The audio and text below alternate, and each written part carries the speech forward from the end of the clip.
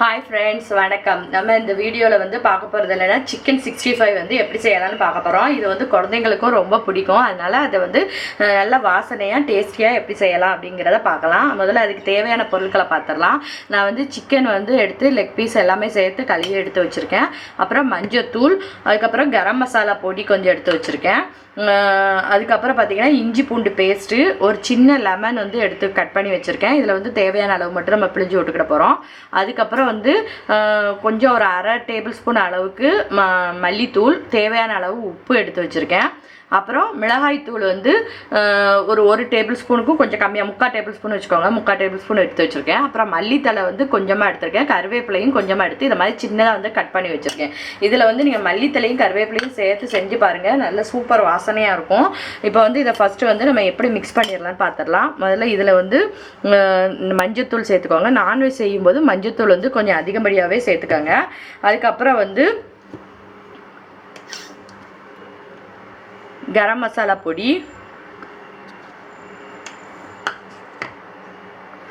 இஞ்சி பூண்டு பேஸ்ட்டு, மல்லித்தூள், அதுக்கப்புறம் உப்பு எல்லாத்தையுமே ஒன்றா கலந்துடலாம். அதுக்கப்புறம் வந்து நம்ம எடுத்து வச்சுருக்க கருவேப்பிலை, கொத்தமல்லி இலை, மிளகாய்த்தூள், நம்ம லெமன் பிழிஞ்சு விட்டுக்கலாம். சின்ன லெமனுங்கிறதுனால நான் அந்த அரை லெமனையும் பிழிஞ்சிட்டேன். நீங்கள் வந்து உங்கள் புளிப்பு லெமன் சைஸுக்கு ஏற்ற மாதிரி போட்டுக்கலாம். இப்போ இதை வந்து நல்லா எல்லா இதுலேயும் படுற மாதிரி கலந்து வச்சுக்கலாம். இதில் வந்து நீங்கள் எந்த விதமான பவுடர், அதாவது கார்ன்ஃப்ளவரு எதுவுமே நீங்கள் சேர்க்காதீங்க. இந்த மாதிரி மட்டும் விரவி வச்சுட்டு ஒரு அரை மணி நேரம் கழித்து நீங்கள் ஃப்ரை பண்ணி பாருங்கள், நல்ல டேஸ்டியாக இருக்கும்.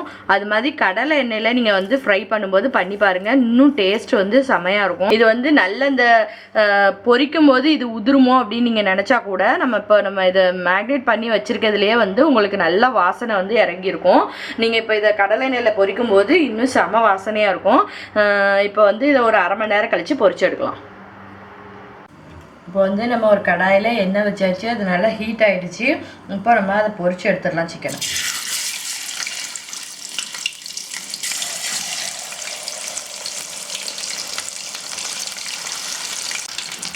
இப்போ வந்து நல்லா வந்து பீஸ் வந்து வெந்துடுச்சு. இப்போ இதை வந்து எடுத்துடலாம்.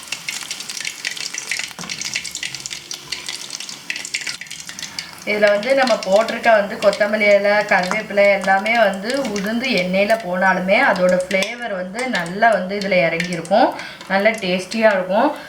நீங்களும் வந்து இது மாதிரி உங்கள் வீட்டில் ட்ரை பண்ணி பாருங்கள். உங்களுக்கு பிடிச்சிருந்துச்சுன்னா லைக், கமெண்ட், ஷேர், சப்ஸ்கிரைப்.